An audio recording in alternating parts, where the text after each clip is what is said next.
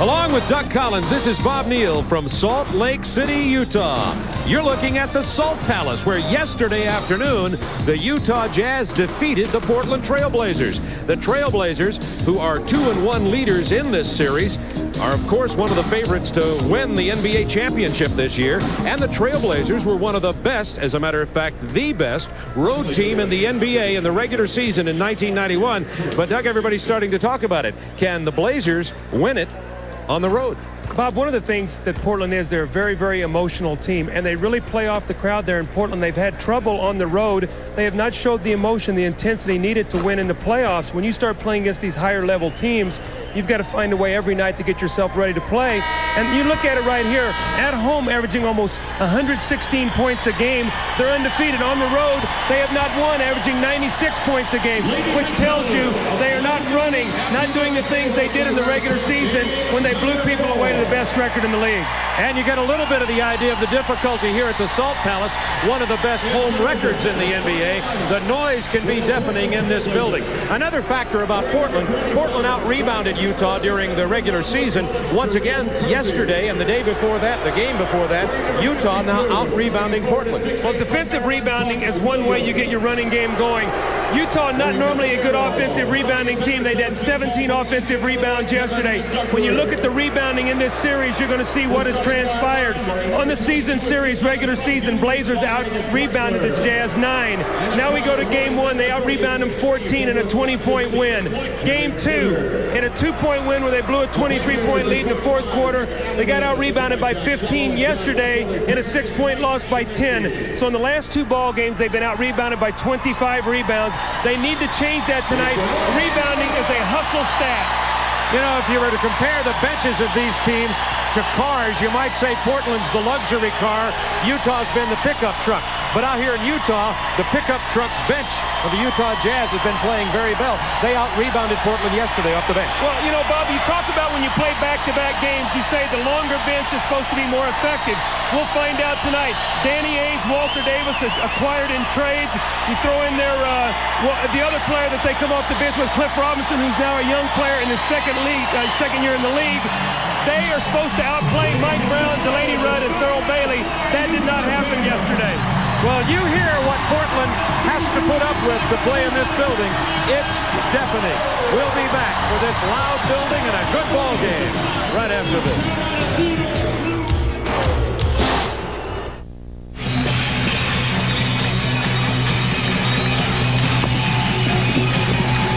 Ready for the starting lineups between the Blazers and the Jazz. Williams, Kersey, Duckworth, Drexler, and Porter.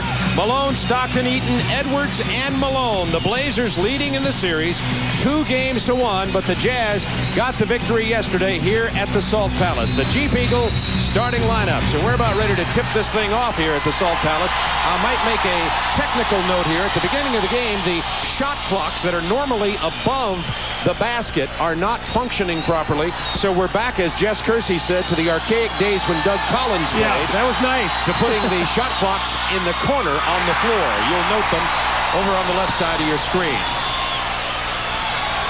Let's see if the Jazz go right into their money play. Karl Malone.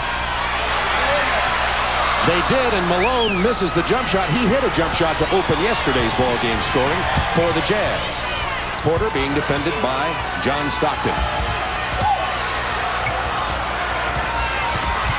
10 to shoot for Portland. Porter on the drive over Eaton. Rebound Drexler. There's that offensive rebound. Buck Williams against Karl Malone. Kicks it on the sideline, lost out of bounds with 13 on the shot clock. That's a matchup to watch.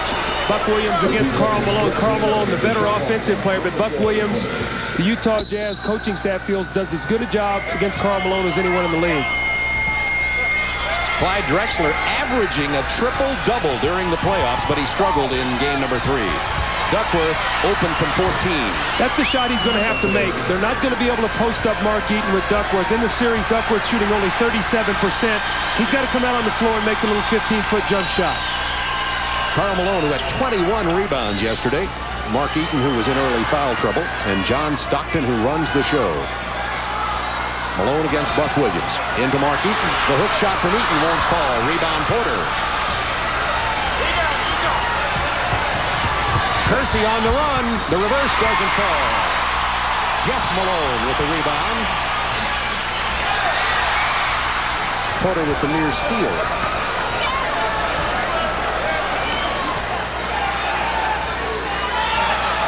Isolate the side for Karl Malone. He tries to post up Jeff Malone down inside.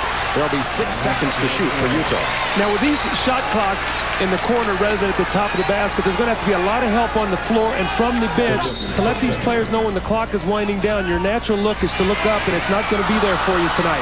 A team like Utah that might want to shorten the game by running the clock, it could be really significant. They're going to have to really communicate with each other. Drexler misses the three. Buck Williams with the rebound. Eaton with the block. Another block. That's 2. But Clyde Drexler finally gets at the offensive boards, and the offensive attack on the basket going Portland's way early. They lead 4-0. Well, you have to like what Portland's doing right now. They're relentless on the offensive board. That's something they did not do yesterday. Blue Edwards from the perimeter. That's a part of his game that he's added, making him a much more valuable offensive cog. He only shot 5 for 13 in the ballgame yesterday, but he got off to a quick start 4 of his first 5. The foul on Edwards as Porter tries to drive.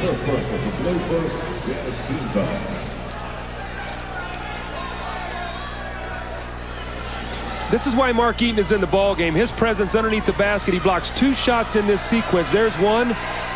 The rebound is going to come, and he's going to get the other one before Drexler lays the ball in. As Buck Williams misses the 10-footer, the defensive rebound goes to Utah. John Stockton on the drive. How did that go in? It's tied at 4.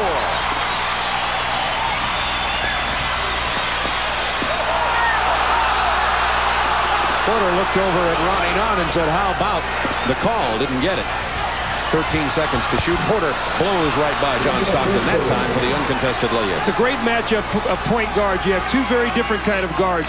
Terry Porter, very strong, looks to go out and shoot the 3-point shot. Stockton, a quick penetrator, loves to pass, specifically to Karl Malone.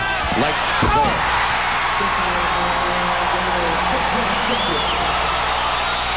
Karl Malone with the power jam. The mailman tied at 6. Jerome Kersey looking for Williams, posted against Karl Malone. They reverse it to Porter. Now to Duckworth. Has trouble down low against Eaton, as you might imagine. See, he's going to have a tough time getting that shot off. That's why he's going to shoot 37%. I know Duckworth wants to post up against Eaton, but Eaton is so gigantic, and he's big, and he muscles you. He's not only tall, but he's big, and you just can't see around him. It's going to be tough for him to score in there. Mark Eaton, the man mountain, is 7'4", 290 pounds. Portland 3 of 9, but they've been banging the offensive boards. The foul on Drexler. 8:13 to go, first quarter. It's tied at 6. Portland and Utah, game 4. Portland leading 2-1. But Portland has not won a playoff game on the road. Surprised by the pass. Well, that pass was not meant for him. John Stockton cut back door, and he tried to find him, and Eaton was so big he couldn't throw over his own teammate.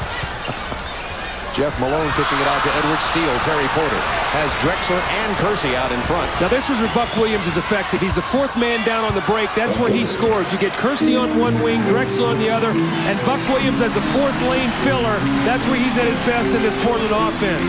Portland leads 8-6, 7:45 to go, first quarter. 1 team foul apiece. Inside the Blue Edwards. Outstanding jumper. Jeff Malone into the lane. His little fall-away floater in the paint. Well, he loves to shoot going left, and he loves to shoot that fadeaway shot where you really can't get to it. It's a one-legged shot in the lane that's very difficult to defend. Tied at 8. Buck Williams pounding inside. The baby hook won't fall. Out of bounds off Kersey. He doesn't like that call at all. Well, it's going to go against Karl Malone. Paul Mihalik has got the wrong guy, so it'll be Portland's ball. He had to suffer the ire of Kersey. Here's what you have to do now. When Eaton comes over to block a lot of shots, that means whoever's playing him has got to become a rebounder. So whoever Mark Eaton is playing, that time it was Duckworth, somebody's got to come to the boards. Kersey got there and was able to get the second shot. Portland already 6 rebounds in the first quarter, so when you're not shooting well, make sure you get multiple shots. Jess Kersey, Paul Mihalik, Ronnie Nunn are officials, by the way, and justice has been done. Portland has the ball. Kersey's fadeaway jumper falls. Now, Jerome Kersey is not known for his outside shooting. He shoots it just well enough, so you have to play him, but he really would like to go to the basket. Yesterday, he only shot 4 for 15 for 15 points. 10 points for Portland, 2 from each starter. Blazers by 2. Shot clock to 9 seconds. Now to 7. Malone into the lane, and he'll go to the foul line. Something he did not do in the first half yesterday. We have a timeout on the floor with 6:43 to go in the first quarter.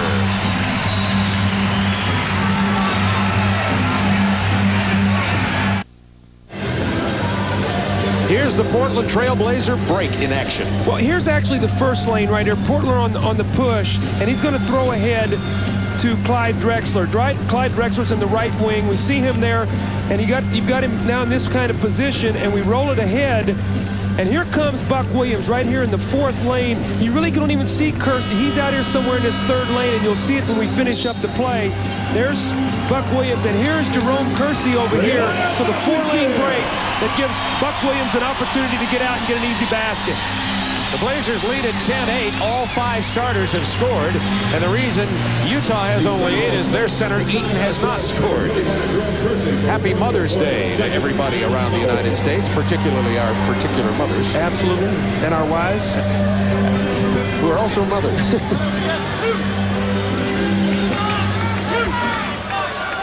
A lot of moms have been treated to a basketball game by some fast-thinking sons and husbands here tonight. Happy Mother's Day. Here's a couple of tickets to tonight's game. I know you got a big day tomorrow, your son's graduation, so good luck with that on your trip back to Atlanta. Thank you. I'm going to red eye to watch my son Rob graduate from Emory Law School. Very proud of him. Here's Karl Malone. We see in this series 21 points, 16, 40 points in game 2 when they made the comeback shot. 22 free throws in that ball game. And then the big game yesterday, although he did not shoot well, only 8 for 24 from the floor yesterday, but still had a big scoring day and also with 21 rebounds. Karl Malone getting to the line has been a way he's made a living this year. He led the NBA in trips to the free throw line. Tied at 10. Stockton with the long rebound off the Kersey miss.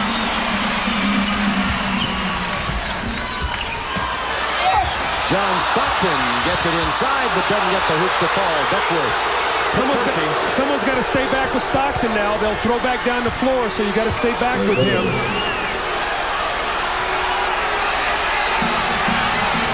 It's 12-10 Portland. 6 minutes to go first quarter. 12,616 and sold out the Salt Palace, one of the smallest arenas in the NBA. Jeff Malone on the drive. Duckworth with the block, 10 on the shot clock. Nice offside defense by Kevin Duckworth that time. A little circle, you curl the guard off of Karl Malone. He gets hung up. You see it, and here's Duckworth. He's got to be the protector back there, and he does a nice job. Only 5 seconds for Utah to shoot the ball. Malone for 3. Got to let him go on the fast break now. Long shots, long rebounds. You get a fast break opportunity here. Here's what they call the continuity. They get the break, stop it, and then wheel it around again for the quick shot. Duckworth. Drexler. Drexler's done a great job on the boards. Porter with a beautiful pass, surprising Duckworth a bit, but he recovered and got the basket. Duckworth has 4 points. You know, you look at Clyde Drexler, he's shooting 38% in this series, Bob, but 10 rebounds, 10 assists, almost 3 block shots a game. He's playing every phase of the game very, very well, just not shooting well right now.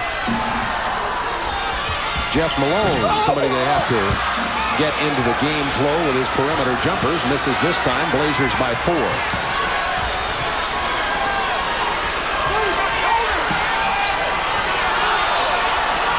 Shot clock to 10 for Portland. And the bad pass from Drexler. They just misread each other as he and Porter discuss it. And Thurl Bailey is going to get into the game. The Utah 6-man who struggled a lot toward the end of the season, but came up pretty big in game 3 yesterday. He played well yesterday. He did not shoot well. He was 4 for 13, had 11.6 rebounds. But he and Blue Edwards as a combination must give them good numbers. Yesterday they gave them 21 points off the bench, was real key. Jeff Malone into Karl Malone. The fadeaway jumper from the mailman, in and out of there. Eaton can't keep it alive. It's controlled by Duckworth. And once again, Portland running. The Jazz are doing a good job getting back, though, to thwart their initial play. That was just a secondary fast break there. But they're getting back initially to take away the quick run out. It's a secondary break that's really hurt them. That's the biggest lead of the game for Portland, a lead of 6. They've gone on a 6-0 run with 4:24 to go in the first quarter, and Jerry Sloan and Utah get a timeout.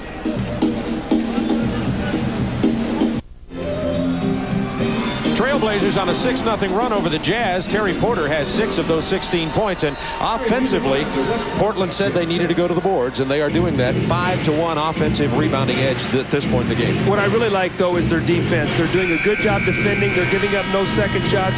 They've done a good job pushing Karl Malone away from where he really likes to post up. He's been a jump shooter here early in the game. That will also keep him off the free throw line. I really look for the Jazz in this timeout to try to get the ball in low to Karl Malone rather than have him take a jump shot. So we'll see if they come out with that little play they like to run. Screen across, bring him to the post, let him get great post position, maybe draw a foul or get a layup.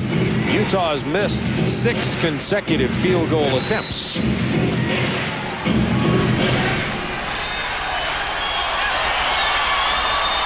Earl Bailey posted down low against Kersey, and while everybody's battling for position, John Stockton sneaked in the back door. He has 4 points. Well, Stockton will do that to you. You expect him to run over there and run the play. That time he just turned the corner, so nice play out of the timeout. Drexler misses, Eaton rebounds. Porter just ran over Stockton trying to cut to the hoop on that play. Stockton in to Malone for the drive and the floater. Fading jump shot going to the left. What an acquisition Jeff Malone has been in the playoffs for this team, doing a great job. Blazers down by 2. They've scored 2 consecutive baskets following the timeout. Buck Williams against Karl Malone. The spin-in move, Buck Williams gets it to fall. Now, I love making Karl Malone play defense. He already has 1 foul. You go inside to Buck Williams. You'll also make him play defense, expend some energy rather than make him play only one end of the floor. Inside to Malone. Inside of Buck Williams. That's what you have to do. You don't want Karl Malone shooting too many jump shots. Good post position, beautiful pass, great execution. Malone with 6. Kersey from only about 8 feet gets the shooter's roll, and it's 20-16. Pretty high scoring first quarter. The last 5 minutes, 20-16, 3 minutes remaining. Inside to Malone, who had lost Kersey. He missed the lay-in. Cross court to Duckworth over Eaton. 6 points for Duckworth. Kevin Duckworth's got to get back on defense. He's upset. He thought he got fouled. He's got to get back and forget about that. He made the shot. That's just what his teammates were saying. There's the middle open. Stockton had the open shot and simply missed it. Blazers by 6. That matches their biggest lead in this first quarter. Blazers look more animated, more focused in this game than yesterday.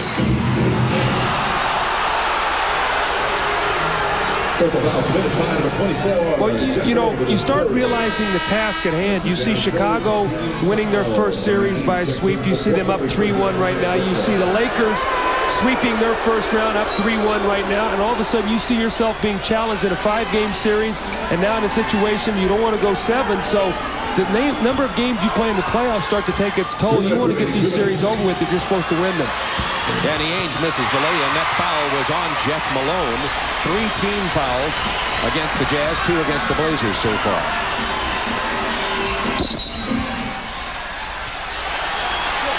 Ronnie Nunn saw that war going on down deep between Buck Williams and Karl Malone and blew the whistle on Buck. Well, this is the arm wrestling duel you're going to see. Buck Williams trying to do his best. I mean, Karl Malone is a load. There's almost a takedown. You had the half Nelson and the foul. Big ratings on wrestling. We don't mind a little of that. Now you see already Kevin Duckworth coming out of the game. Mike Brown coming into the game. So Mark Eaton coming out of the game. So taking a chance, both guys best big men. Earl Bailey gets posted inside. Nice entry pass. He draws the foul and will go to the line. That's on Cliff Robinson. When Rick Adelman took out Kevin Duckworth, immediately Jerry Sloan took out Mark Eaton. He feels right now he can get time out of Mike Brown rest Eaton, and when Duckworth comes back, he brings back Eaton. So there's the little strategy you already see here early in the game, resting Duckworth, and with the idea that they've played games now 2 days in a row. Utah going to the free throw line, a very important and significant factor anytime in the NBA. But look at this, 87% the Jazz are shooting. I've always felt if Portland had a little bit of a weakness, it's that they're not great free throw shooting team, and you can see in the series, although they've gone there 13 more times, they have been out shot at the line by 3. It's a 4-point Blazers lead. Minute 33 to go in the first. Danny Ainge over to Jerome Kersey, shooting it over. Thurl Bailey, big rebound to Jeff Malone. Jerome Kersey shooting a lot of jump shots here in the first quarter.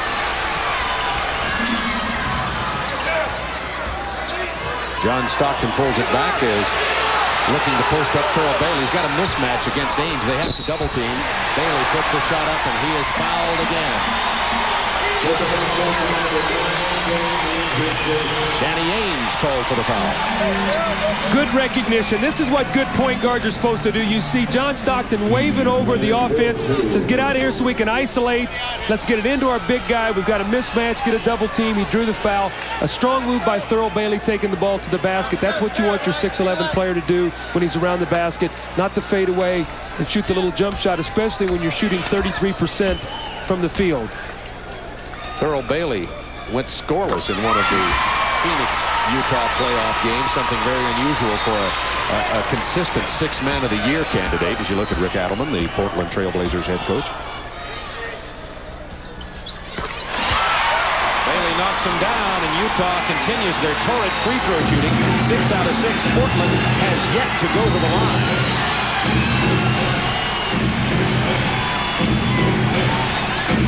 Cliff Robinson against Mike Brown. The jump hook, nicely done by Cliff Robinson. That's a nice move. He has the speed advantage over Mike Brown, so they stepped him out, let him isolate. He took it to the basket, but Mike Brown forced him to shoot a tough shot. Now Stockton looking for Malone, posted down inside against Williams. Steps away from the basket a bit, looking to post Mike Brown against Cliff Robinson. There's the ball. Kicks it out to Bailey. He'll take it to the hoop. Stripped away. 5 seconds to shoot. And Jeff Malone gets the bucket before the shot clock expires. Jeff Malone's playing a very solid first quarter defensively against Drexler, now Ainge, and also scoring very nicely. Made 2 or 3 real nice jump shots. 24-22 with 17 seconds to go in the quarter. 5 seconds for Portland to shoot. Porter gets his own rebound, throws up the shot, and cans it with 4.6 remaining in the first. Still plenty of time. Oh, what a pass! It was too late. The buzzer sounded at the end of the first quarter. The Blazers by 4, 26-22. It was tied at 28 in yesterday's game.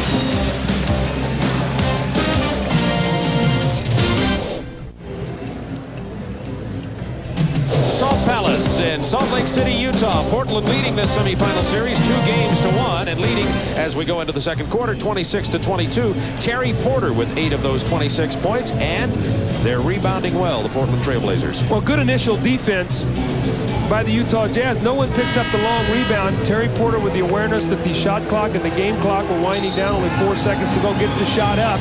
So if you're Rick Adelman, you have to like what you saw in the first quarter. You saw your team out rebound Utah 15-8. You also held them to 40% field goal shooting.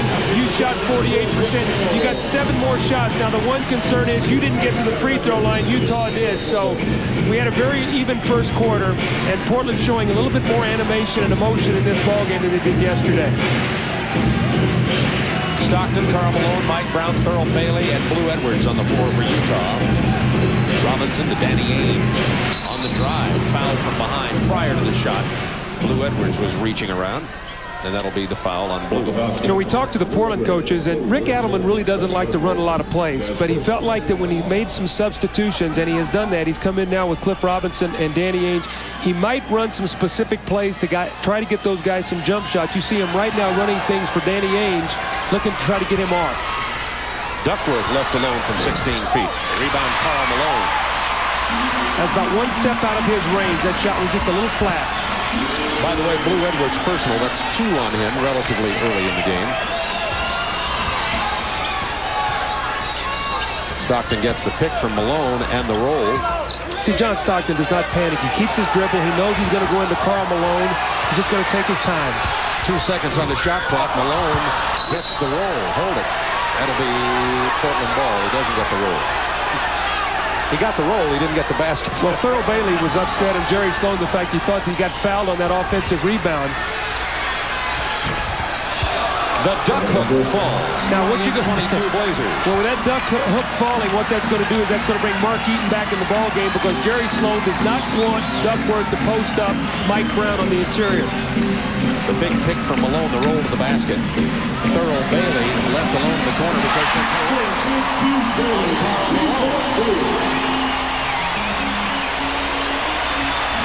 Cliff Robinson hard to the hoop again, stripped away by Bailey. Karl Malone to Stockton. Mike Brown.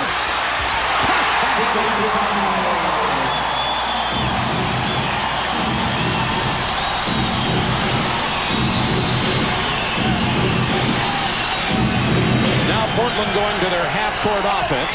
Less comfortable in this than running and gunning. Into Buck Williams. It's out of bounds off Karl Malone with 9 on the shot clock. Karl Malone would be a great heavyweight fighter. He has such quick hands. He was actually beaten on that play, and he got back in there and stripped the ball from Buck Williams. Watch this now. The pass is inside. He's beaten. He's fallen back, and look at him strip him down low. Just great hands by Karl Malone for a big guy to be able to break that play up. Robinson hard to the hoop, right past Mark Eaton. Well, that's what Cliff Robinson can do. He's about 6'10", 6'11". He's quick and he can finish around the basket. The one thing is he's not a good free throw shooter. Thurl Bailey with the foul, and Mark Bryant coming into the ball game for Portland. Cliff Robinson twice now has beaten his man off the dribble, going right to the middle. You see the slicing move actually to go around Mark Eaton. Slices in the lane and gets the foul. 1 for 4 from the free throw line yesterday. Only 7 for 13 in the series, 53%. Robinson to the free throw line. As you can see, averaging 7 points and 4.5 rebounds. Pretty good numbers for his limited minutes. Rebound Eaton.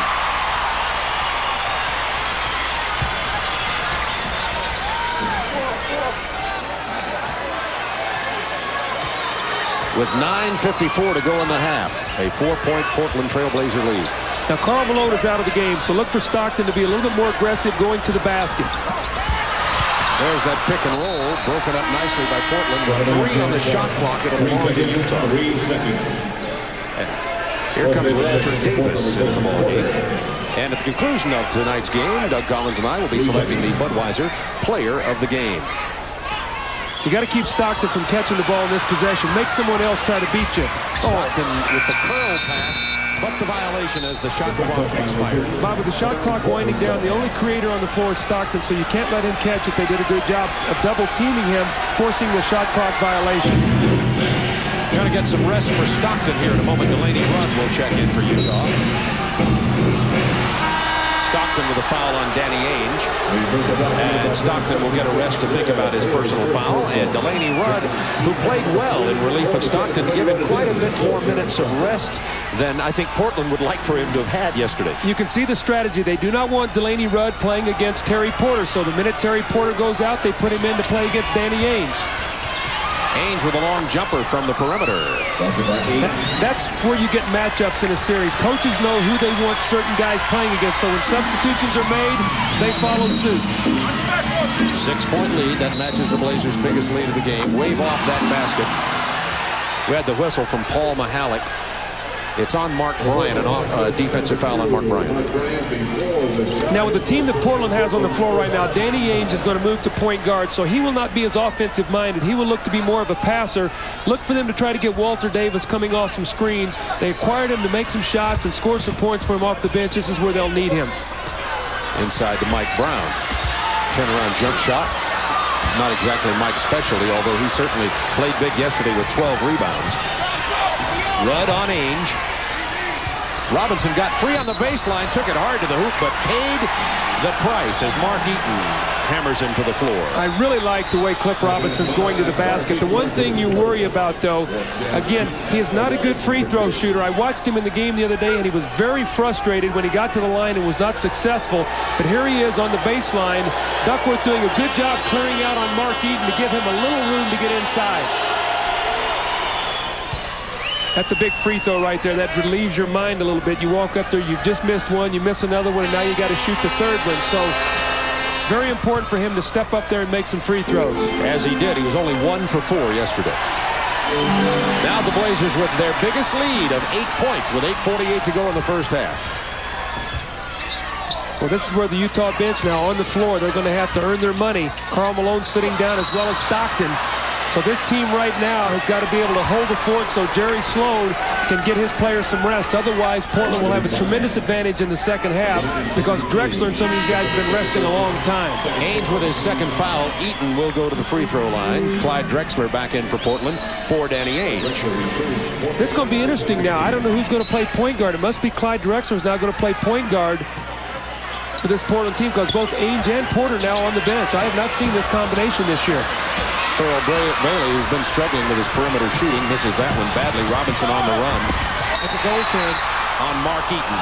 It had hit the glass, and then Eaton got it. Boy, Cliff Robinson is doing a great job taking the ball to the basket. He is very, very authoritative in his moves right now. He looks like he loves this left side of the floor because that's where he's doing all of his damage. There's the goaltend. The ball was off the glass, and then once it's hit, it's too late. Blazers by 10. Not much offensive punch on the floor for Utah right Who's now. going to score? Is it going to be Thurl Bailey? Who's going to score with this team on the floor? Jerry Sloan realizes that, and in comes Karl Malone. That was the third team foul against Portland. The next time the Jazz foul, they will be sending the Blazers to the free throw line. Now, if I'm Rick Adelman, every time Karl Malone touches that ball in the post, I'm going to come double team and get it out of his hands. I'm going to make Delaney Rudd, Mike Brown, Blue Edwards, and Mark Eaton make shots against me with this team I have on the floor. So let's see what they do. Into Malone. He steps away. He'll launch it. And miss it. Drexler running. Has Mark Bryant. Good lead pass. A 14-2 Portland run with 7 minutes 54 seconds remaining here in the first half of play. So the Blazers have their biggest lead of the game, a lead of 12 points. Well, the Blazers on a 14-2 run take a 38-26 lead. 5 different Blazers scored during that run, but Cliff Robinson was the active man going to the hoop. Well, you see what a bench will do for you when you have to play 2 games in a row. Jerry Sloan realizes that as great a shape as Karl Malone and John Stockton are in, they have to have a little bit of rest. And when they rested, Portland took advantage of it. That'll be very interesting. John Stockton is going to come back in the ball game. Clyde Drexler was at the point guard. Jeff Malone is now back in. Clyde Drexler stays at the point guard position. We'll see how long that he plays against Stockton before Rick Adelman comes back in with Terry Porter. Utah only 2 for 6 shooting so far this quarter, but that should change with more firepower on the floor now. This is going to be an interesting matchup. It looks like Walter Davis is going to play Stockton. Let's see what this does to Jerry Sloan's mind about this matchup, because Stockton should be able to take him off the dribble. We may get a chance to see it right away. They get Karl Malone freed on the baseline, and there he is posted. There's the double up. And Malone. Good defense. 5 seconds to shoot. 4. Stockton misses the bucket. That was excellent defense by Portland. And then Portland doing what they love to do, and that's run. Clyde Drexler pushing the ball off the floor, so you've got a different point guard in here right now. Here comes Terry Porter back, though. I don't think that Rick Adelman wants to stay with this lineup too long. Thurl Bailey's going to get on the floor in just a moment also as the coaches try the chess moves. Nice pass. Jeff Malone with the jump shot over Mark Bryant. Now, Portland's got to keep running. They don't want to stay in their half-court game. Keep running. You have the advantage when you push it. You get into a half-court game, you allow this Utah Jazz to set their defense. Flashing into the paint, Cliff Robinson. His turnaround jump shot doesn't go. Loose ball foul, Portland. It's on Mark Bryant, and it's his third personal foul. And it's time for the Chevrolet scoreboard. As you see, Chicago walloped Philadelphia 101-85 today. Great defense played by Chicago in that game. Horace Grant had a real big game. Came back very strong, did a great job defensively on Armand Gilliam after he had a 25-point third game. And the Lakers beat Golden State 123-107. Chris Mullin struggled mightily today, and Sam Perkins played very big inside. That's the Chevrolet GMC truck scoreboard. There's the Mark Eaton short arm hook, and it's a 10-point Blazers lead. Now, one thing Portland has not done well this season is play well with leads. Let's see if they can keep it up. Duckworth misses the hook over Eaton. Eaton with the defensive board. His 6th rebound. Stockton kicks it back to Karl Malone. Malone struggling from the outside, but Stockton runs down the loose ball.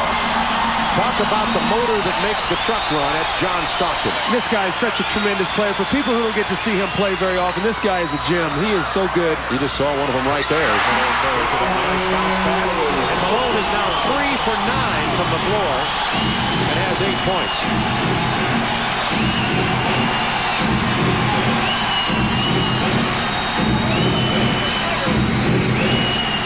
Stockton with the steal.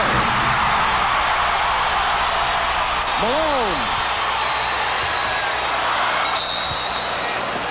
Well, the crowd was ready to explode there and didn't get it. This has been a series of spurts for both teams. Yes, it has. And right now, Portland has got to calm themselves down. Here's a steal by Stockton, just reading the eyes of Terry Porter, making the nice play. I think they're going to go to Drexler here, see if he can get a score against Jeff Malone. They've isolated the side. He's going to get a pick out of Duckworth. And the answer is yes, he can get a score. 6 points for Drexler.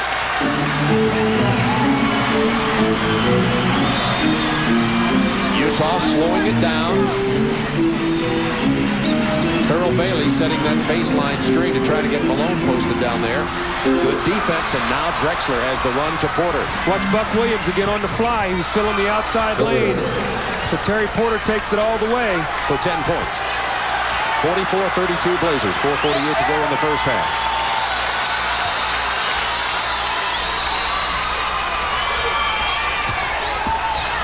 Malone once again trying to get around in front of Buck Williams down there. And Porter once again breaks it up from Stockton. A foul from behind. Wave off the basket.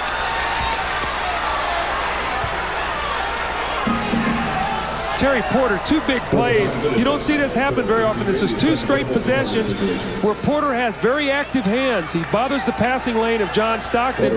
Good foul there by Thurl Bailey. He's going to make Terry Porter make 2 free throws. Clyde Drexler had a dunk at the end of that play. But the foul committed before the play was completed, so Porter now gets to the free throw line. And again, the active Portland defense has created turnovers, which has allowed them to get out now and run with the ball to get themselves back into the lead and get back to their 13-point lead.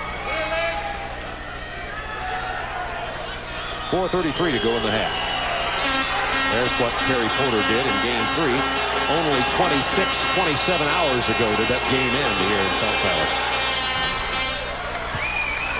Looks like Utah this time down the floor is going to try to curl Jeff Malone, maybe off Karl Malone, and then try to post him up. We'll have to watch. Jeff Malone down on the baseline. Looking to lose Drexler. Couldn't get it done. They get it into Karl Malone now. His own offensive board, and then he draws the foul, and we'll go to the line.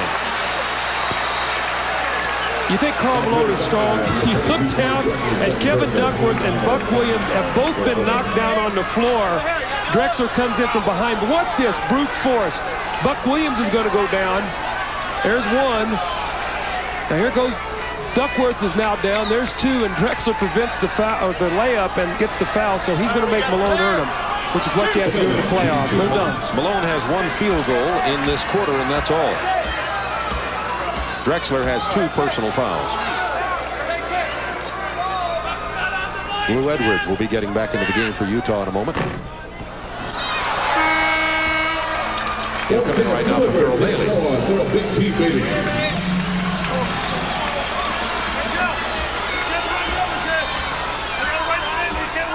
Blazers looking for their first win on the road during this playoffs in 1991. And they're trying to get it against a team that has the first best record in the West, or tied for the best record in the West for home court. So they're 36-4 here at the Salt Palace. So it's not an easy place to win. Drexler against Jeff Malone. Gets the bounce. When you see him going in and out of Drexler, using his superior size, just posting up. Clyde Drexler, 6'7", probably about 215 pounds. He is a very difficult guy to play in the low post for a big guard. Now Karl Malone's trying to play illegal defense call against Portland. There's something that's fun to watch. Malone, the point guard, trying to post up with John Stockton. Stockton is one tough kid. I tell you, he and Mark Price set as good as screens for their big guys to get open underneath the basket. Look at him. He just throws his body in there, and he holds the screen to free his big guys. What a tremendous asset for this team. Blazers by 15. Malone with the turnaround jumper. He has 11. Duckworth answers very quickly. Mark Eaton is not getting back with him. He's trying, but Duckworth is outrunning him down the floor, and he's getting that little medium-range jump shot that we talked about. So Duckworth taking advantage of his mobility, something he normally doesn't have over the opposing center. Stockworth with the drive, tried to hand it to Eaton. Eaton wasn't ready for it. Edwards gets the loose ball and the bounce. Speaking of Duckworth, he had only 11 points in yesterday's game and has 12 already today. Tremendous difference in Kevin Duckworth. 13-point Blazers lead. There's Drexler again in the post. There's that little shot. Not this time. Buck Williams with the offensive board and the putback. This is a different Portland team than we saw yesterday, Bob Neal. This is a team that's playing with much more enthusiasm, and they have dominated this first half. That was the coaching theme, is we're not going to really make a lot of changes. You fellas just have to play with more intensity and enthusiasm. And they are. I'm not in love with Blue Edwards shooting a lot of outside jump shots. Stockton with the steal.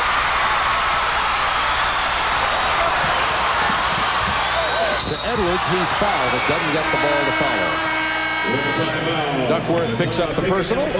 We have a timeout on the floor with 2 minutes and 15 seconds remaining in the first half of play, and the Trailblazers out in front 52-37. Well, the Blazers with a 15-point lead, 2:15 to go in the first half.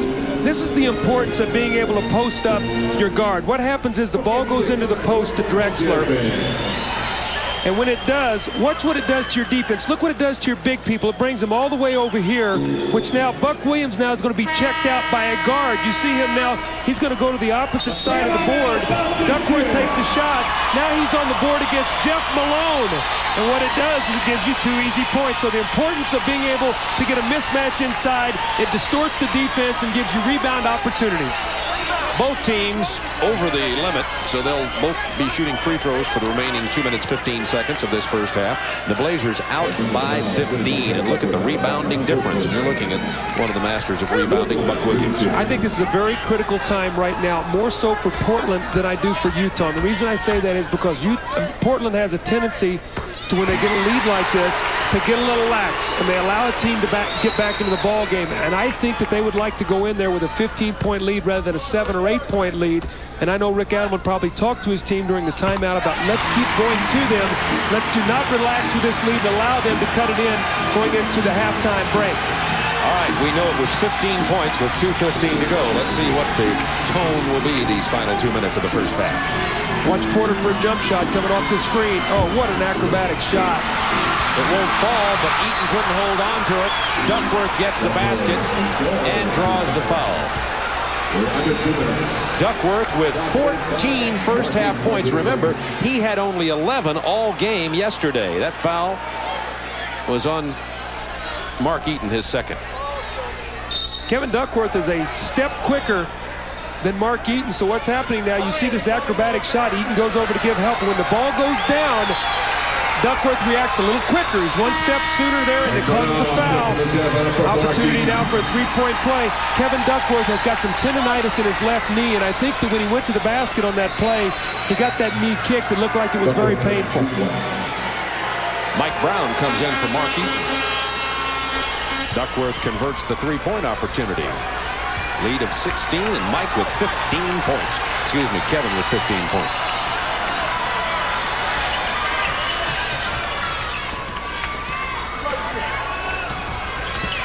Stockton with 10 seconds for his Jazz to get something started to Jeff Malone off the dribble. Mike Brown, now 3 seconds. Stockton for 3. Mike Brown kept it alive, but now back comes Portland. 4-on-1. I bet I know what you're going to say.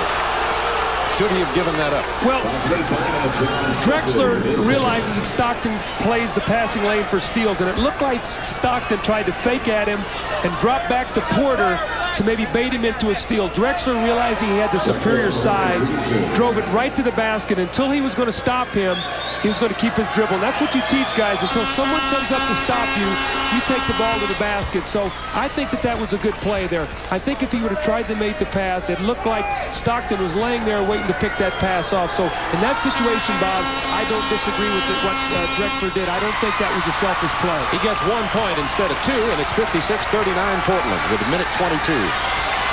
Good play by John Stockton, in my opinion. Well, they both made good plays.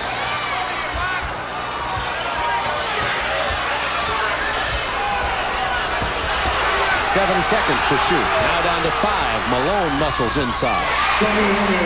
And the crowd a little less enthusiastic in this game than yesterday, but one of the reasons is the double-digit lead by the Portland Trailblazers. That's one way to take the crowd out of the building. The crowd out of the game. Not out of the building, they don't. Duckworth, good defense by Mike Brown.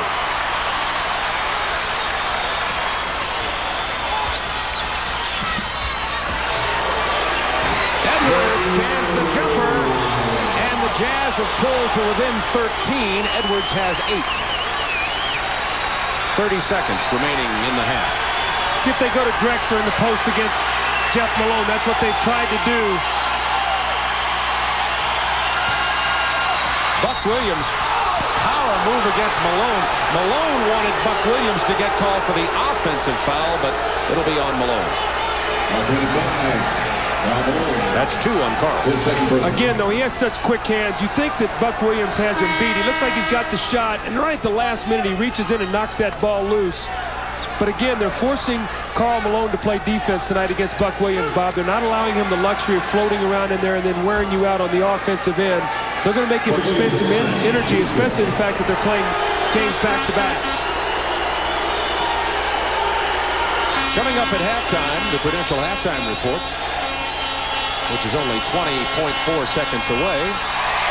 Buck Williams misses. Ernie Johnson will have scores and highlights from today's Bulls, 76ers, and Lakers Warriors games. He's also going to have a conversation with Celtics head coach Chris Ford. The Celtics holding a 2-game-to-1 lead over the Detroit Pistons. We'll have Detroit and Boston on TNT tomorrow night. In the playoffs, Buck Williams 57% from the free throw line.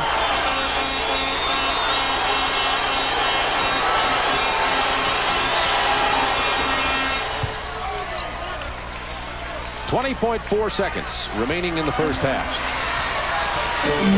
Blazers have been able to hold on to most of that 15-point lead with 2:15 to go when we checked the score to see if Utah could go on a run.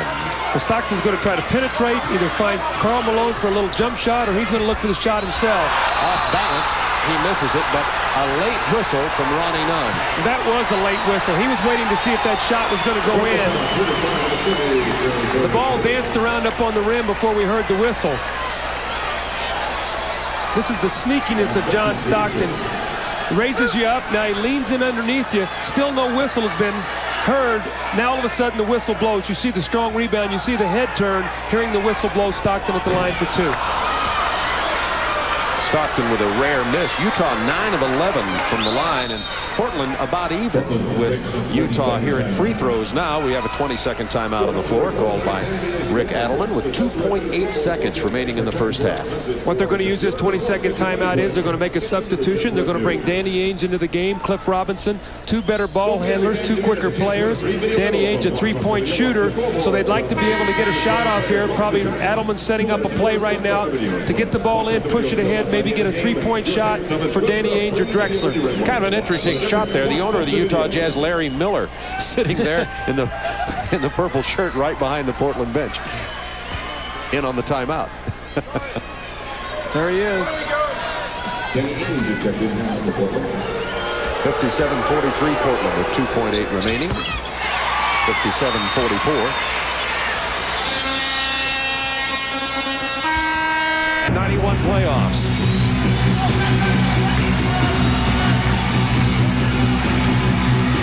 They've repaired the shot clock. You'll notice it's in operation now above the backboard. Duckworth misses this one. Drexler saves it to Duckworth, a new shot clock. Well, right, the same scenario already. Second shot opportunities. Let's see if the Blazers can cash in on them. The drive and the kick. Kersey misses. Malone rebounds. So he has 1/3 of the rebounding total he had in the whole first half. It's a bread and butter play right inside to Karl Malone. They know that and switched on it, and the pass is made to Blue Edwards, who misses the jumper.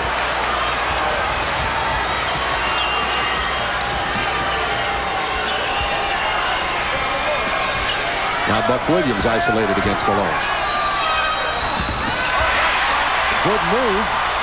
Bad finger roll. I think that Buck is so concerned about Malone reaching in and stripping him that he was so concerned about making the move that he didn't finish the shot.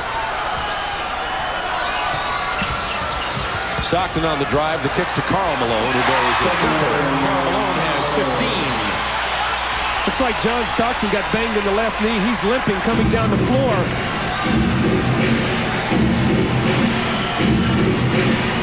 Drexler with Malone right in his face takes the jumper. That's a tough shot. When a guy makes a shot, you just have to congratulate him on that one. A hand in the face, fading back. Drexler with 11 points. Drexler is averaging a triple-double for the playoffs in 91. Stockton to Malone again after the drive. Not this time. It'll belong to Portland. Portland up by 13. Early moments of the third quarter from the Salt Palace in Salt Lake City.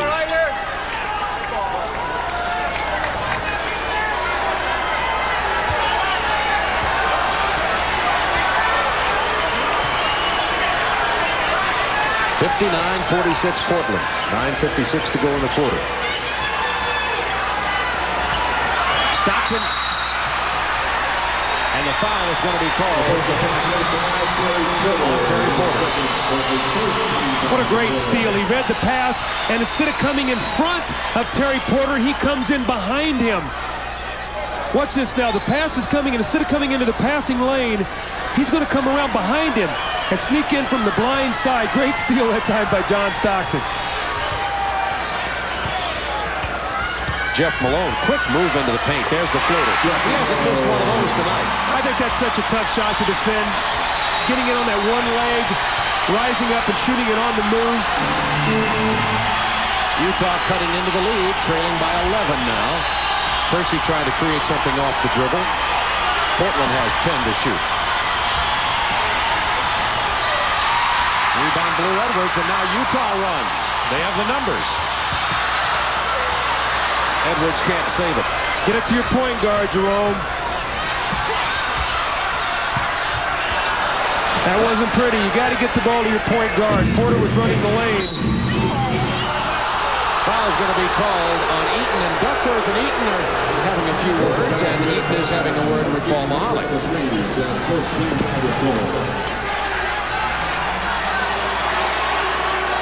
Both teams now with one team foul here with 9 minutes to go in the third quarter. Into Buck Williams against Karl Malone. They're really looking to post Buck Williams up more than I've seen in the past. That time Malone went in for that reach that's been so effective, but he committed the foul, and that'll be 3 on Karl Malone. Surprised Karl Malone's not getting a delay of game penalty here because he throws the ball all the way off the stanchion and runs all the way down the other end of the floor. Mahalik is asking why no delay of game, and Rick Adelman is, and Mahalik is explaining it to him. I think they just called it. I think they just said delay of the game. That was a late call. But he threw the ball off the basket and rolled all the way to the other end of the floor. That's either got to be delay of the game or a technical. There he gives him the warning, and Buck Williams goes to the free throw line. I think Rick Adelman probably wanted a technical foul on that. Sure. as you should, right? I'd want it.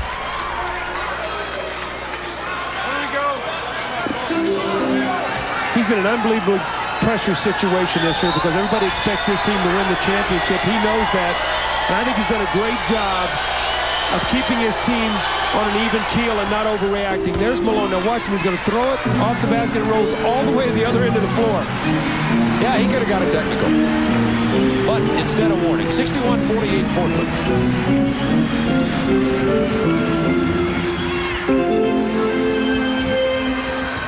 10 to shoot for Utah. Jeff Malone had a big third quarter yesterday, 12 points. Drexler's really sticking to him right now. Karl Malone fakes the drive and buries the jumper. He has 17. They're going to Buck Williams on the other side of the hoop. Duckworth crashing the board. Loose ball foul on Kevin. That'll be his second. When you get Portland in a half-court game, you can defend them. You can see that right now. They're a team that's a high-octane team that thrives off steals, open floor play. Make them shoot jump shots in a half-court game. Stockton is leveled down on the baseline. Now that's what I'm talking about, John Stockton setting screens. Now here's your point guard going to go over and screen for your power forward to bring him to the low post to post up, and he just gets buried by Buck Williams. And you know what? He'll do it again. He'll do it the rest of the game to get Karl Malone the position down low. Buck has 2 personal fouls now. Jazz trying to cut that Blazer lead to single digits. The floater. What a shot by Jeff Malone. He's made a living on it here tonight, and he'll go to the free throw line.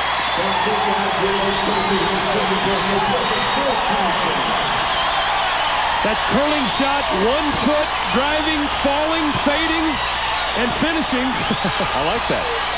Falling, fading, and finishing. Kersey got the personals. 2 fouls on Kersey now. And it's an 8-point Blazers lead. They led by 13 going into this quarter.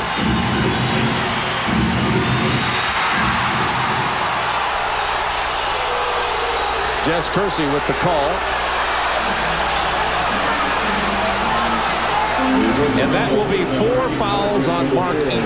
Now that will hurt, because what that will do is that will give Duckworth the ability to post up now against Mike Brown, who is a big, strong kid, but he does not have the size to block shots. You see him in a position where he just roots Mark Eaton out and gets to the foul line and misses the first one.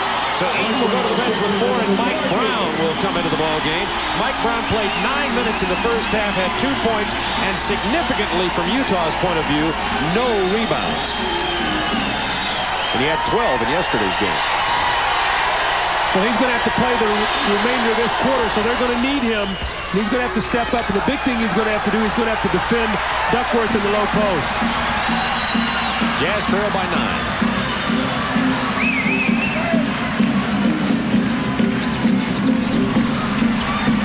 Drexler got a hand on it that time.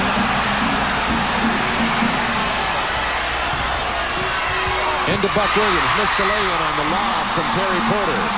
Utah back quickly. They have the numbers. Kersey with the defensive rebound. This is Portland's pace right here. Rebound Jeff Malone. Once again, here comes Utah running. Karl Malone on the side. Karl Malone couldn't get the offensive tip, and we have a Portland foul. It's on Duckworth. That was some frantic action and nothing happening for either team. Shots missed on both ends. Karl Malone filling the left lane. That's 3 on Kevin Duckworth now, and 5 fouls on the Blazers relatively early in this period. 3 team fouls against Utah. Well, the important thing right now is for Utah to realize that and try to wear them out inside. Keep going inside, taking the ball to the basket. It seemed wide open on the other side. Great recovery by Buck Williams. Stockton had a layup. It was a little slow pulling the trigger. They're going to go into Duckworth against Mike Brown. He takes his time. He can get an easy shot. Drexler over Mike Brown makes the pass to Porter, who's open. Stockton runs at him. Porter buries Porter, hits the 2-pointer. He was in 3-point range, but stepped over the line. Now the Blazers back out by 11. If you're Jerry Sloan, the one concern you have right now is you're playing uphill. You expend a lot of energy to try to get back in this ball game, and couldn't tell in the fourth quarter if they're able to draw close. And Mike Brown misses the jumper. A chance for the Blazers to rebuild that 13-point halftime lead. Thurl Bailey waiting on the sideline to enter the game for Utah.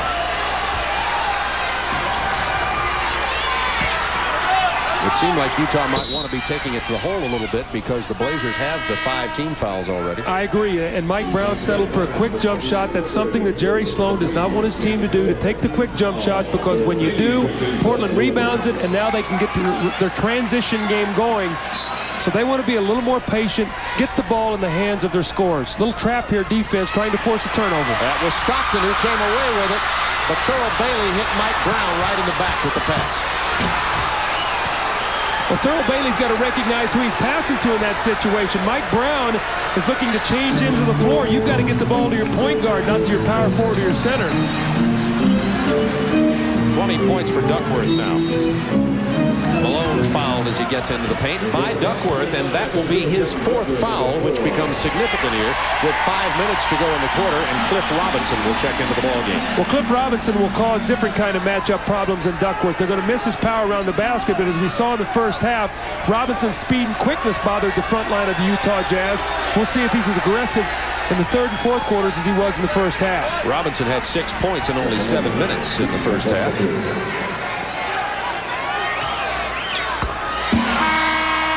Jeff Malone has 14 in this game. Karl Malone 19. They're the 2 leading scorers for Utah. Now, in the last possession, the Utah Jazz showed some trapping defense, and they got a turnover. Let's see after this free throw if they come back with it.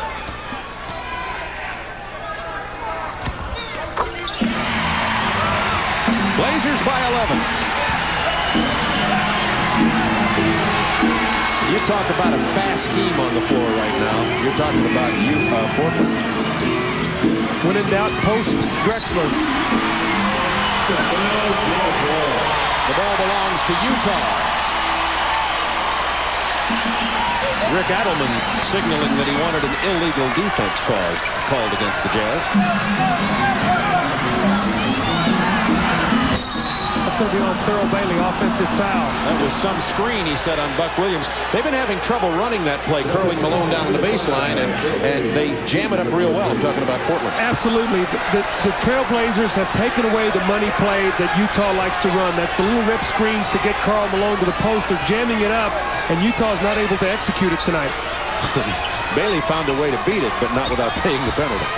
Drexler, hard to the hoop, rebound Thurl Bailey, off to Stockton.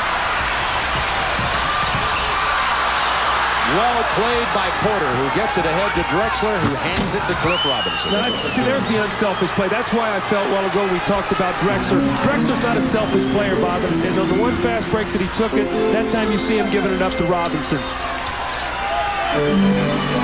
13-point Blazers lead. There's another offensive foul. That Buck time Williams goes down again. Karl Malone just threw Buck Williams down. 4 fouls on Karl Malone. Now, what does that tell you? That says frustration.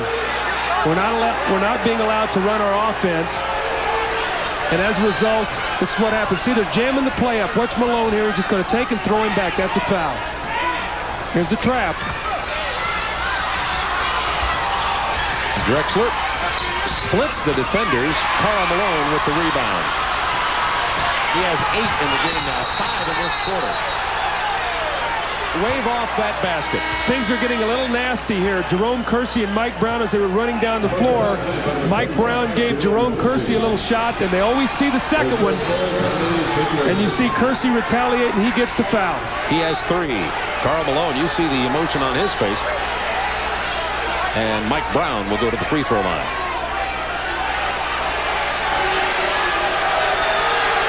We'll get the crowd into it a little bit.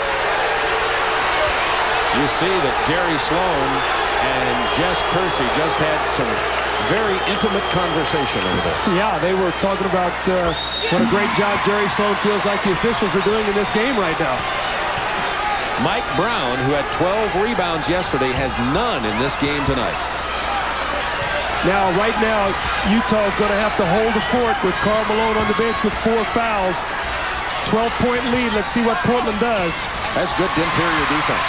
That's one of those bad shots that Portland will take when they less need them. They got to execute. Jeff Malone hits it off the break. Jeff Malone with 17.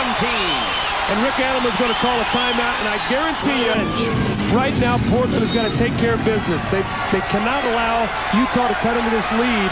They've got to expand on it, so when he comes back, they keep this crowd out of the ball game. The Malones, Carl and Jeff, had 15 of the 16 Utah points in this quarter. Illegal defense called against Utah. Rick Adelman's been trying to get that call now for about 15 minutes. Well, that was on Mike Brown because it looked like Drexler was going to try to reverse for the alley-oop. Mike Brown read it, and he started to go back to give help. The pass was not made. First violation, so it'll only be a warning. Sideline inbounds. Kersey into Porter to Drexler. Watch Porter coming off a screen here. Beautiful play. Well, they did a good job executing. They love to get Drexler going to the basket. Porter off a staggered screen on the weak side. That time Kersey slipped it and got the score.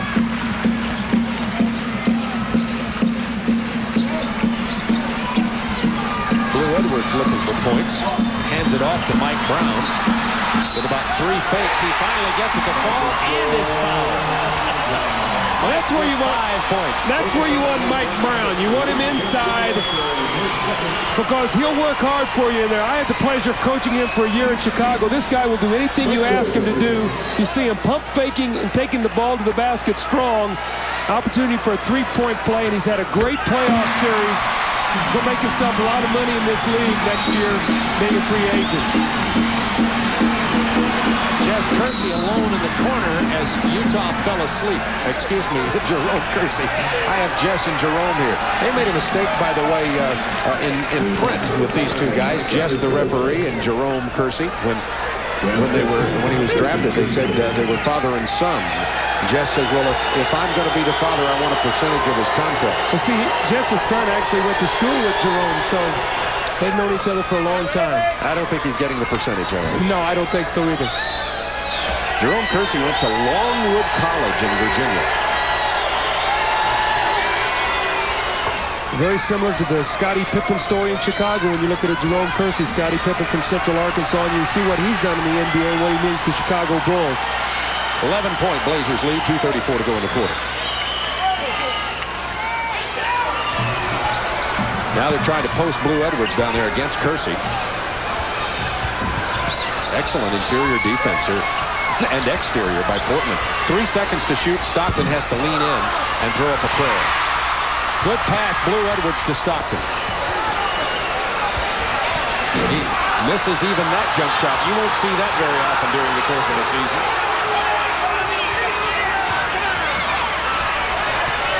Mike Brown stuck on Porter. They ought to clear it out and let Mike Brown take him, or excuse me, Porter take him one-on-one. They did. He did, and the foul. That's good. That's good team play right there. Recognizing the mismatches and let the guy go with it. That's what you have to do in the playoffs. Every possession is so important. They recognize it. Porter goes to the line. Second foul on Mike Brown. Now this is where you have to really watch this Utah team. Stockton's out of the ball game to get some rest. Karl Malone is out of the ball game because of 4 fouls. You've got Delaney Rudd, Edwards, Thurl Bailey, Mike Brown, and Jeff Malone on the floor. With that team, Jeff Malone is going to have to score. He and Thurl Bailey, the other 3 guys, not prime-time scorers. This is going to be a critical 153 right now for Utah to stay within this, 12, 13-point game. Kersey, Eaton, and Malone on the bench as Porter at the line. The Blazers with the 12-point lead. 1:53 to go in the third quarter. And Porter having one of his routine excellent nights. Mark Bryant will come on before next opportunity for Portland. All right, Delaney Rudd only gave Stockton 3 minutes of rest in the first half.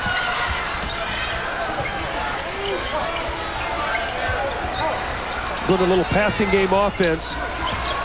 Trying to get movement. Edwards, no place to go, 8 seconds. Jeff Malone throws up a three-point. The offensive board goes to Mike Brown. And Cliff Robinson is called for the foul. And tomorrow we will have Boston Detroit on at 8 o'clock Eastern Time. Celtics lead 2-1 after hammering Detroit over the weekend. The Celtics' first ever win at the Palace. Pete Van Wieren will have that game for you. Well, the Pistons now, they always say that they play the best when they've got their back to the wall and no place to go. We'll find out right now because they cannot lose that basketball game if they hope to win that series. They must win and then go up and find a way again to win in Boston Garden. Not an easy task for the Pistons. It looked like the Celtics played a great game yesterday. Got great play out of those young guards. Heard Chris Ford talking to Ernie Johnson at halftime about that. Typical as a coach always says, that game's behind us. Until you eliminate a team, you never talk about how well you played. This time Cliff Robinson takes it inside, gets the basket, and draws the foul for the three-point opportunity. Cliff Robinson has 10 points, and that's the third personal on Mike Brown. He loves the left side of the floor. Here he is, slashing, slipping the screen, going right to the basket, drawing the foul, getting the contact, and finishing. Now, I think that's the one thing that young players have to learn when they come into the NBA is to not be content with drawing the foul, but be able to finish it, get the score, and the free throw. That's what Cliff Robinson was able to do that time, although he did miss the free throw. Portland by 14. Jeff Malone. Open on the baseline. He has 19. Delaney Rudd's going to try to come up now, put some pressure on Danny Ainge, take him off the ball, so that'll make Drexler now handle the basketball a little bit. That's a little bit of their flexibility they have on their team. Drexler sees that Jeff Malone was playing off. He steps up and takes the jumper, and he has 13 points, Clyde Drexler.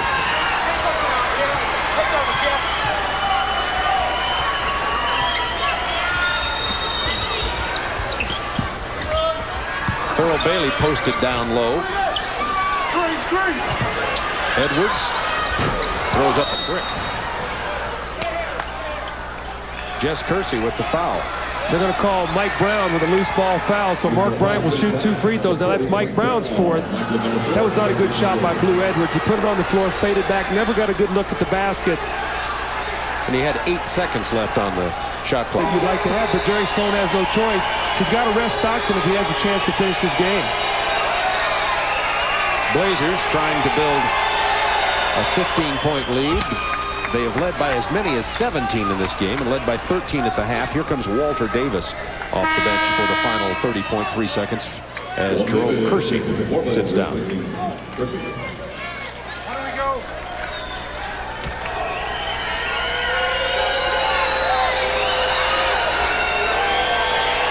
Mark Bryant playing with a sore ankle. Also tight hamstring on the left. But if you list injuries like that at this time of the year in the playoffs, you have to say something about every player on the roster. Every player would be questionable for the game. 82-66 Portland.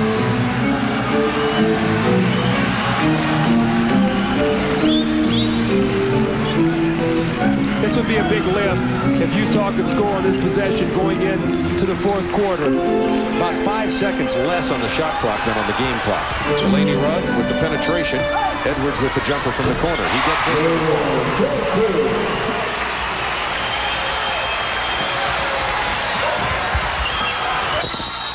Stepped out of bounds. Robinson turns it over with 3 seconds, 3.3 seconds remaining in the quarter, and an opportunity to pull to within 12. You got to make him come back to the backcourt. Now they're going to go to him to try to get him started in the fourth quarter. Stockton, Malone, Bailey, Edwards, and Eaton on the floor for Utah. Edwards taking the shot. This time he took his perimeter shot inside and he has 2 consecutive field goals. I like him taking it rather than just being an outside jump shooter, using his athletic ability and his leaping to get inside, make those little 10-foot jumpers instead of 18-footers. Ainge for 3. You hear the chant of air ball here at the Salt Palace. Stockton sees a small opening. He hits the stanchion hard, missed the lay-in, but Clint Robinson fouled him, and that is 4 on Robinson. John Stockton's taking a beating in this series. Every time he goes to the basket, they try to pound him. You're going to see it right there, and then he falls, hits the basket support, falls on his wrist.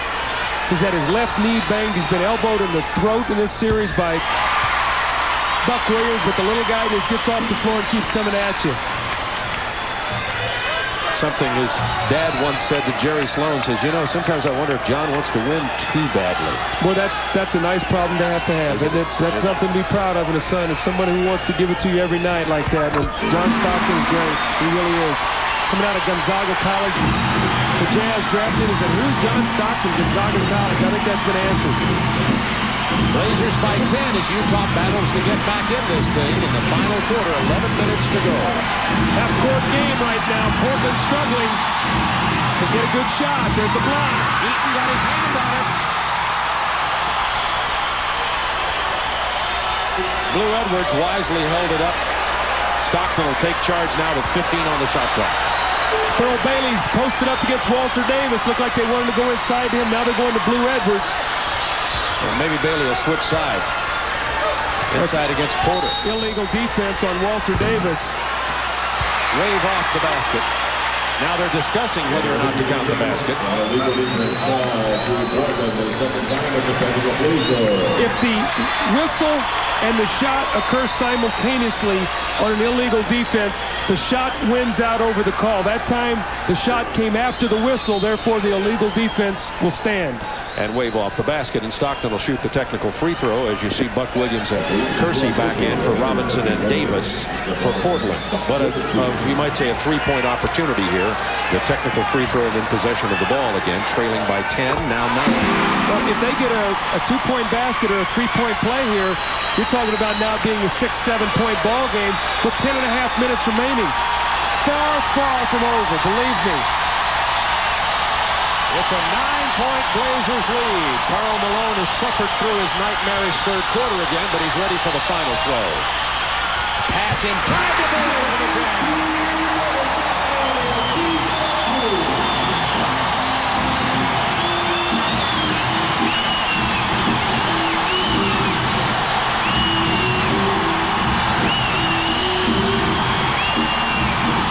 Duckworth has trouble trying to get it over Eaton.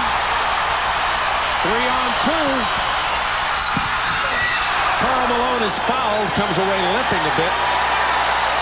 Rick Adelman fouled on Porter. Excuse me, Bob. Rick Adelman's going to have to get a timeout. Shot selection in the last 2 minutes has been just awful for Portland.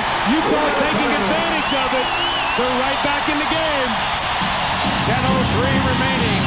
Know it by the crowd noise they create here.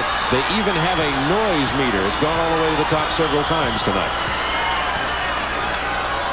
They have a beautiful new 20,000-seat arena ready for next year, so the Jazz will have about 7,500 more fans they can get in to the ball games next year.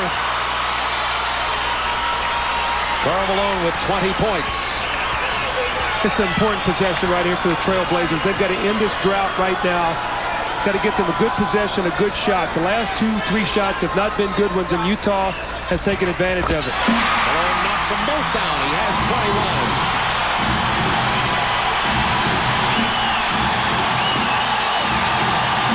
Listen to this crowd.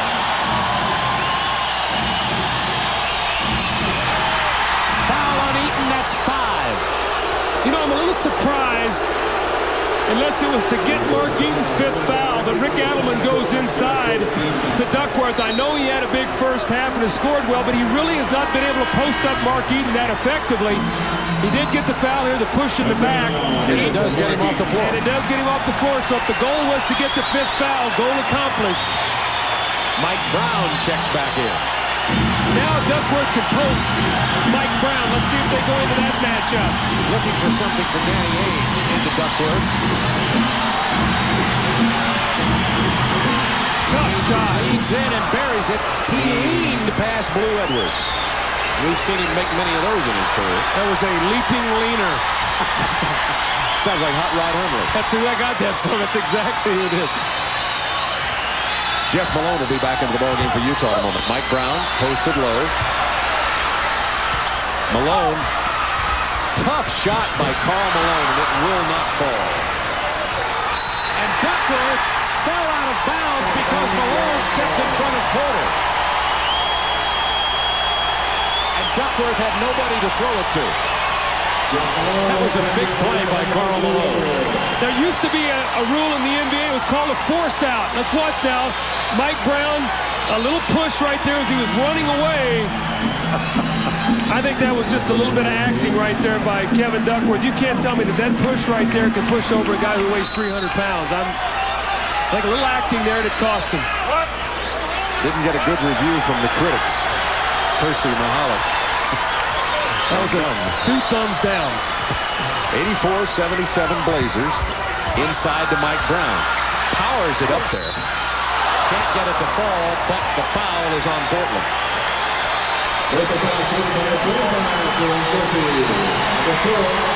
That's the fourth on Jerome Kersey.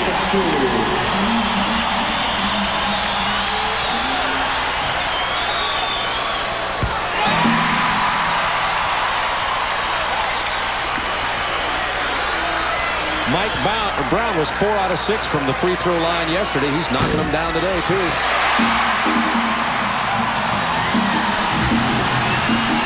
5-point Blazers lead. You know who has not touched the ball recently is Drexler. They got to get him involved. He's one of their big stars. He's their go-to guy. You got to get him involved in your offense. Duckworth against Mike Brown. The hook doesn't fall. Rebound, Karl Malone. A chance to cut it to 3.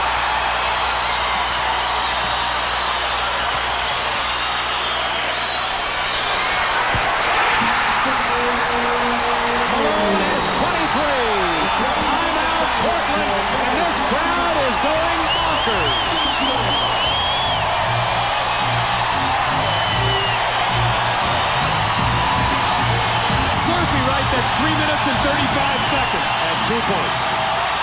Portland 1 for 5 shooting the ball. Portland has not been to the line. Utah has 7 for 7 at the line in this quarter. There's Drexler getting involved. He can't get it. Foul against Utah. You got to get it to Drexler. He's got to touch the basketball. By the way, the team foul situation, 3 against the Blazers and now 2 against Portland. That'll come into play shortly. Now, I talked about emotion. Remember we talked about in the third quarter when you play uphill the whole game, how much it takes out of you to get back into the ball game. We see Drexler miss the free throw, but in many instances you play so hard to get back into the game, it really wears on you in the last 2 minutes. If Utah can win this game late, you'll be able to thank this crowd because they've totally energized this team. Drexler misses them both. Portland has missed 7 of 23 free throws tonight, and it's a 3-point Blazers lead. Malone wants the ball. He wants it inside on Buck Williams. It's 8, 7, 6. Shot clock ticking down. 5. Big rebound by Drexler. Good job by Buck Williams. He pushed him off the block and made him shoot a tough outside shot. Drexler has 12 rebounds in this game, averaging a triple-double against Utah in the playoffs. Offensive foul against Portland. And that's 5 if it's on Kersey. Check it. It's not on Kersey. It's on Buck Williams. That's 3 on Buck Williams. Portland has got to get themselves focused right now. They're distracted. And well, they should be. This crowd is into it. Utah's making a run. The championship teams pull it together right now and get their composure back. Off the baseline screen, Jeff Malone. Carries the jumper. It's a 1-point game.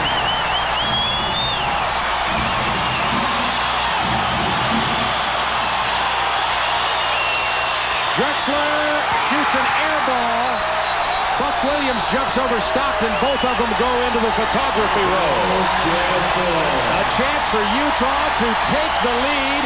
They've trailed in the game by as many as 17, and we're down 13 at the half and 14 at the third quarter. Bob, do you realize if they take the lead, they'll have overcome become a 14-point lead in just over 5 minutes. And they do! Portland has scored 2 points in the fourth quarter. It's deafening at the Salt Palace.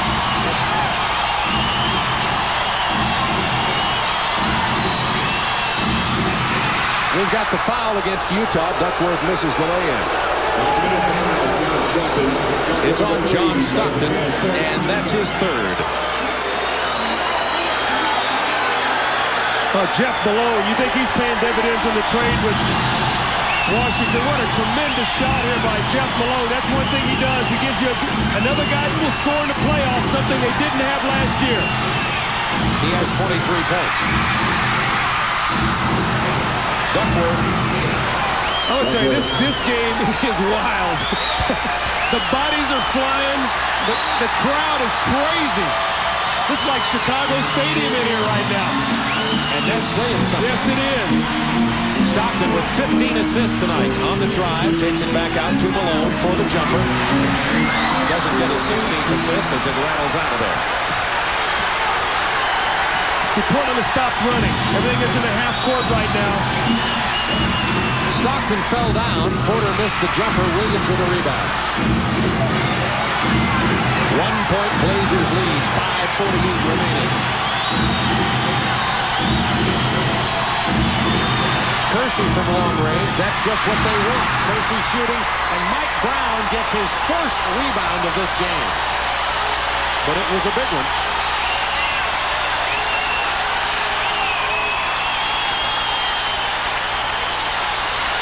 Trying to get Malone free inside. He's free. He got Buck Williams off balance. 25 for Malone.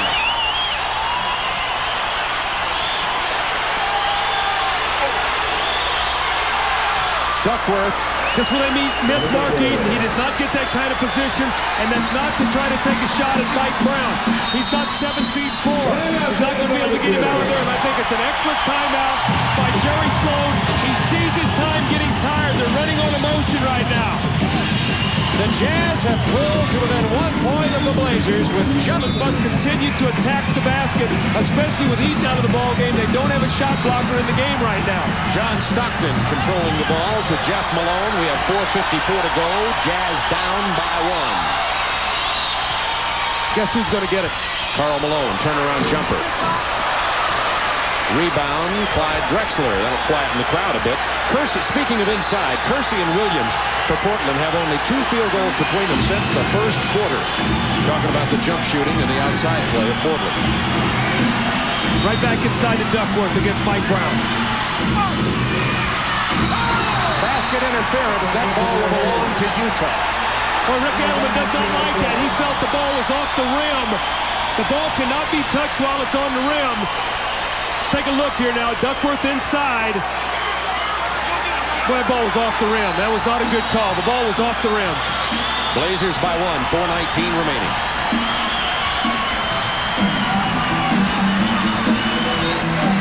Now the screen for Jeff Malone with 10 on the shot clock. Mike Brown.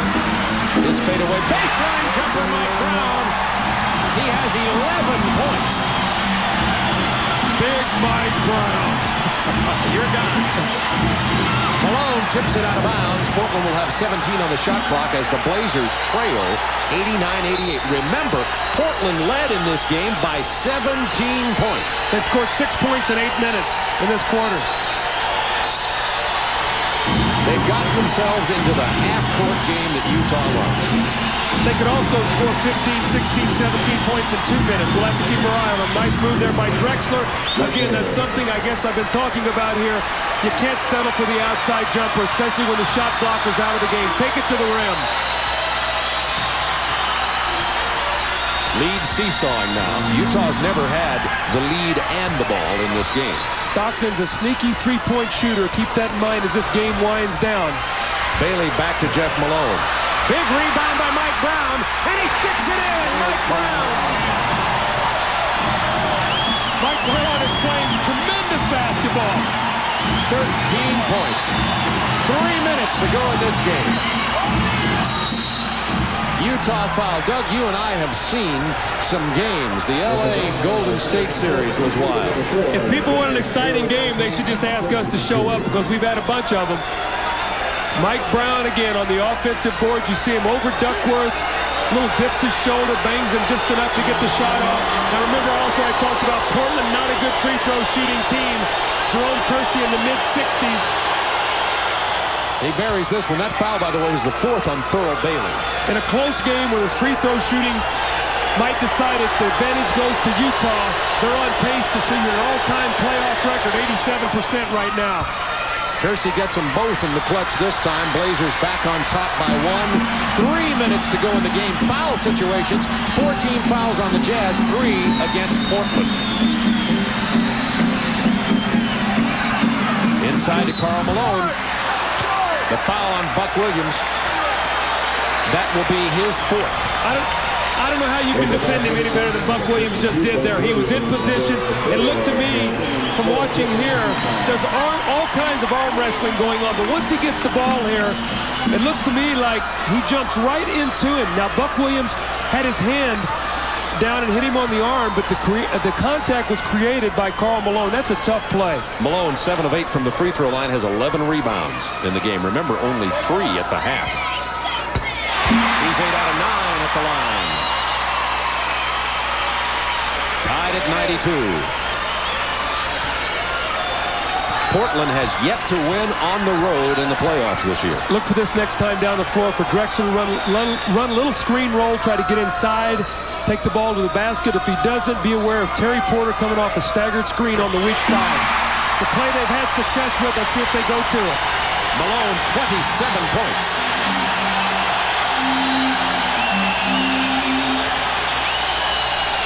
Drexler. Here comes Porter. Doesn't get the roll. Good call, Coach. Do you have a wire going over to Rick Edelman's bench? Well, you know, you try to look for tendencies right now in the game, and that's one thing that's worked for them. And you got to go to it. You've got to make the other team stop it. Now, if you're Jerry Sloan, do you ride out the rest of the game with Mike Brown, who's playing well, or do you come back with Mark Eaton for defense? It's a real dilemma right now. And as long as as long as Mike Brown's doing the job inside, you might have to stay with him. But that's the coaching dilemma, because if you don't win the game, that's what the press is going to ask you afterwards. And you know that story. So Bailey with 5 fouls. Porter hasn't missed from the line tonight. He's 5 out of 5. And it's a 1-point Blazers lead. Guess who's going to touch it on the screen across here? Screen across and come to the post. Jeff Malone, as they fly at him. Rebound, Karl Malone. Sticks it back in. 29 for Karl Malone. Down to the 2-minute mark. Blazers with 14 fouls. Jazz with 5. Duckworth is fouled inside. See, Mike Brown just can't handle him in there. Mike Brown has given him some good things, but Duckworth realizes Mike Brown cannot block his shot. So he bangs him and turns and shoots the shot. Mike Brown, all he can do is reach in. Probably the best thing he could do right now is try to defend him without fouling him, because right now Portland trying to score from the field has been a real adventure for them in the 4th quarter. Yeah, they've just been getting their points here. They only have 12 points in the 4th quarter, and most of them have been from the free throw line. Duckworth ties it at 95. He's 3 out of 4 from the line so far. Timeout situation, by the way. Portland 3 regular, no 20s, and Utah has 2 full and 1 20 remaining. 2 minutes to go in this ballgame. Nobody with a foul to give. There's the play again. Malone coming to the post. Stockton will find him. There he is against Buck Williams. Buck pushes him way off the block. And a good job by Porter. You see him really putting pressure on Stockton so he can't see the floor. Now they reverse it, try to post up Stockton. Malone shoots long, and Stockton rebounds. That is the reverse. Stockton hits the bucket. Oh, my! They reverse rolls. You're right. Good call. There's a big pick and the roll to Duckworth. Stockton gets leveled, and on the switch, Duckworth gets the baseline jumper. He has 28 big points. The lead keeps changing. I know this sounds real elementary, real simple, but for Portland to win this game, they've got to get a stop and get a 3-point lead. They keep trading baskets. Last possession probably going to win this game. Stockton on the drive. The foul and the basket is a 3-point opportunity for the Utah Jazz. Stockton now has 12. And you just saw the cream come to the top with John Stockton on the last 2 Utah possessions. See, he set him up. He's been passing the whole game out of this. This time he takes it to the basket, and the sweet thing about it, he shoots it with his left hand. Boy, this is a big free throw. Would give him a 2-point lead, and the first, oh, he misses it. Mike Brown almost got the rebound, but now 2 against 2. Porter loses the dribble. Collected by Kersey. Jazz by 1 minute to go in this ballgame. They'll go right back inside to Duckworth. Oh, Mike Brown pulled him down. That's 6 fouls on Mike Brown. That means Eaton will be back into the game for the final 1 minute. Just pulled him down. You see Mike Brown, watch his shoulder, pulls him down there. Mike Brown played a great basketball game, and if Utah wins this, you can really thank him because he really gave them the lift they needed, especially when this team has played back-to-back games now, and someone on that bench had to perform. So now Mark Eaton re-enters the game. That means it'll be tougher for Duckworth to post up. But Eaton's got 5 fouls, remember. I think Jerry Sloan is going to call timeout after this, and I'll tell you why. First of all, to calm his team down, and secondly, they played so hard to get him some rest so they can come out with the bat. This game is for Utah, and the last minute and 1 second. Utah with 1 regular and 1 20 timeout. Portland has 3 full, no 20-second timeouts. As you see the status there, both teams are in the penalties, no foul, and each team has scored on their last 6 possessions. You got to defend without fouling here. Karl Malone against Buck Williams. 10 to shoot. Karl Malone's turnaround jumper. That's 7 straight possessions. Utah has scored. Timeout, Portland. Malone with 31 points in this ballgame. I guess the third quarter is his nightmare. Open for the jumper. Drexler buries it. That's the play they've gone to. Credit Rick Adelman. I love it when a coach goes back to a play that they haven't been able to stop. 30 seconds remaining in this game. 17 on the shot clock. Blazers by 1. Jeff Malone into Karl Malone. Steal by Drexler. Bad pass by Karl Malone. They got to foul. Get the ball to your best free throw shooter. Porter's got to hold it here. Karl Malone gets the foul with 13 seconds to go in the game. Blazers up by 1. I'm a little surprised Karl Malone tried to make that pass to Thurl Bailey. He scored about every time down the floor, and he made a tough pass that Drexler read. Here it is. Here comes Thurl Bailey, and Drexler read it beautifully in the passing lane. Porter needs both these free throws to give them a 3-point lead. You see what Porter sees behind the stanchion, but he drains it. Jerry Sloan with a play call from the sideline. 13 seconds remaining in the game. I think you're going to see Utah push this ball up, probably not call timeout, let Stockton drive it, maybe get a quick 2 because there's still plenty of time. You don't need a 3 right now. You don't need a 3. Stockton's going to penetrate. If a 3's there, take it. Now they have only 9 seconds. Stockton takes the 3. He misses it. Bailey gets the rebound. Back out.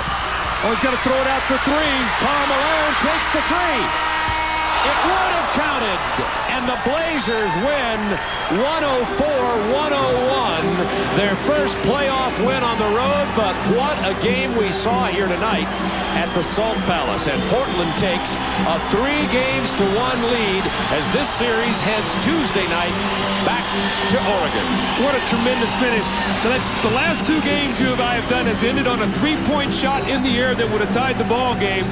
So for the NBA viewers out there, you can't get a better ball game than this. A gritty performance by Utah, and Portland just hang on and finish. Here's the three-point shot. Buck Williams fell asleep and didn't get up on Stockton. Here's the last 5 seconds. This is very similar to what happened in Golden State the other night. They get the second shot at the basket.